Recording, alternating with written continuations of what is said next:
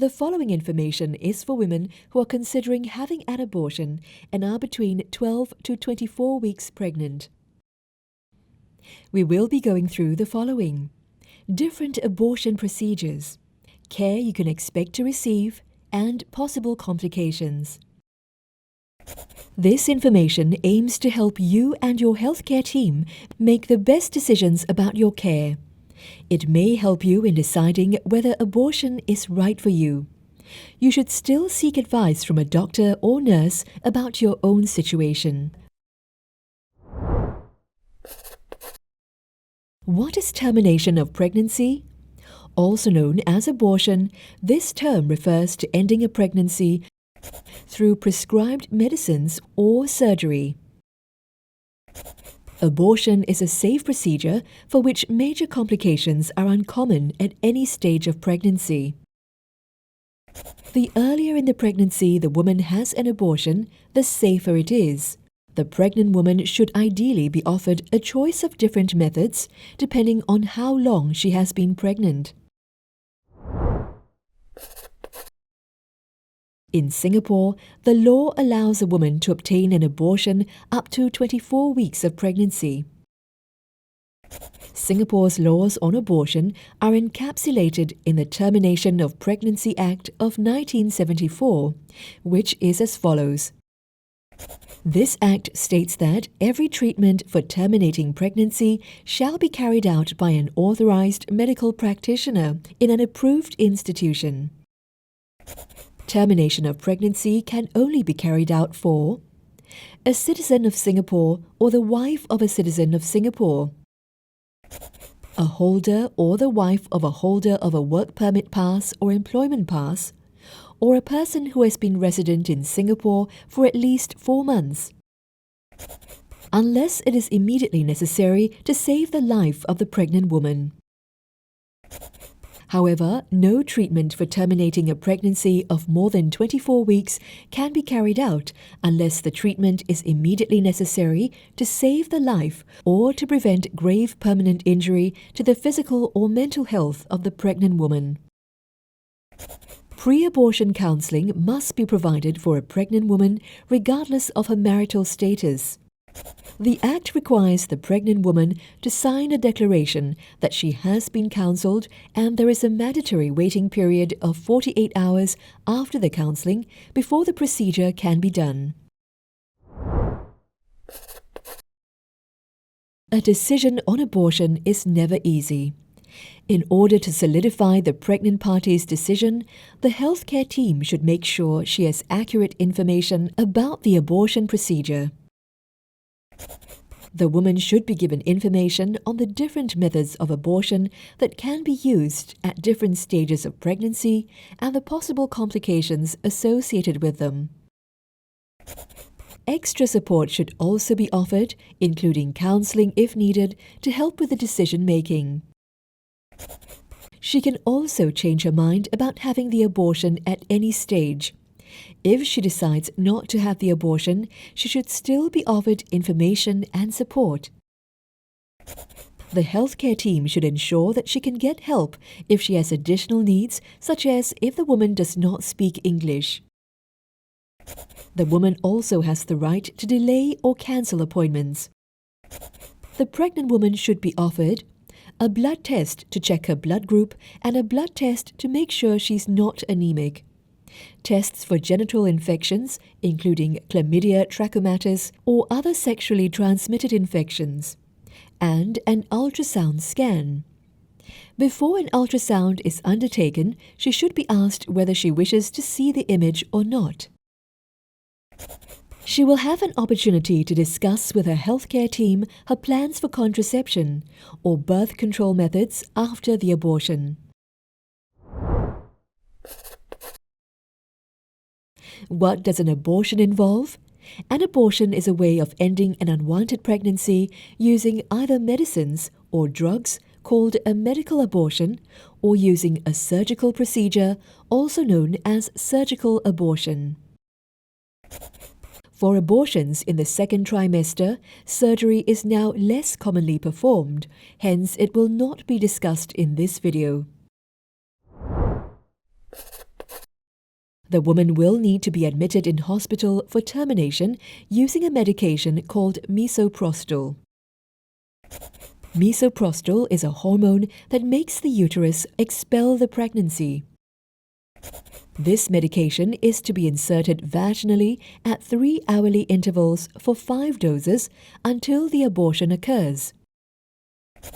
During the abortion, the woman will be offered adequate pain relief. If the woman does not abort after 1 cycle of the misoprostol, she may require additional cycles or intra-amniotic administration of medications, where a needle is used to inject medications into the fluid around the baby within the pregnancy sac. Abortion at any time in pregnancy is a safe procedure for which serious complications are uncommon. However, it does not mean that there are no risks. The side effects of medical termination of pregnancy include nausea, vomiting, fever, shivering, diarrhea. All these symptoms make up 60% of the cases with complications. Less common complications of medical termination of pregnancy may include retained products of conception. This means that some pregnancy tissue may be left behind in the uterus, requiring surgical evacuation of uterus. Failed abortion requiring another method of abortion. These cases make up 4 to 5% of all cases. Rarely, a recent abortion may cause complications such as bleeding requiring blood transfusion, infection, or, in extremely rare cases, the pregnant woman may suffer from uterine rupture. There may be additional risks with undergoing multiple terminations, which the doctor will discuss with the patient if applicable. After abortion, patients may experience mild lower abdominal cramps 2 to 4 days after the procedure, which can be treated with oral painkillers. Light vaginal bleeding up to a week after the procedure. To reduce the risk of infection, the formerly pregnant woman should refrain from vaginal intercourse or tampon use 2 weeks post-procedure. After the abortion, patients should be offered return advice to see the doctor urgently if she has any of the following symptoms: fever, foul-smelling discharge, heavy vaginal bleeding, and/or abdominal pain. Patients should also be given the chance to discuss contraception and obtain supplies if she needs them. A follow-up appointment within 7 to 10 days of the abortion can be made, during which pregnancy hormones are checked if she had an early medical abortion. Another follow-up at 6 to 8 weeks may be required to check for return of menses. Further counseling should also be provided if the woman experiences continuing distress. This can happen to a few women and is usually related to personal circumstances.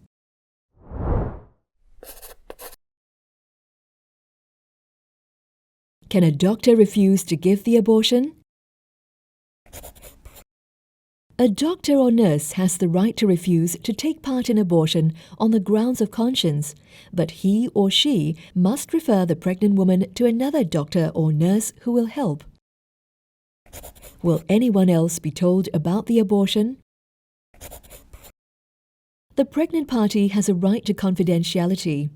She does not need her partner's agreement to have an abortion, although many women want to discuss the pregnancy with their partner and come to a joint decision. Partners who have taken legal action to try to prevent an abortion have so far always been unsuccessful. What if the pregnant woman is under 16 years of age? It is mandatory to refer an unmarried girl below 16 years of age for pre-abortion counseling at the Health Promotion Board Counseling Center when she seeks termination of pregnancy. A certificate of attendance will be issued to her by Health Promotion Board Counseling Center. No termination of pregnancy can be performed unless the certificate of attendance is produced by the girl. What if the pregnant woman's blood group is rhesus negative? If the woman is rhesus negative, she should usually be offered an anti-D injection after the abortion. How would the formerly pregnant woman be affected emotionally? For most women, the decision to have an abortion is not easy. Most women will experience a range of emotions around the time of the decision and the abortion procedure. An abortion will not cause her to suffer emotional or mental health problems in itself, but if she had mental health problems in the past, she may experience further problems after an unplanned pregnancy. In this case, she should speak to the doctor about her concerns. Thank you for watching this video. This video is presented by Yonglulin School of Medicine's Department of Obstetrics and Gynecology. For more videos like this, head on to the National University of Singapore's website.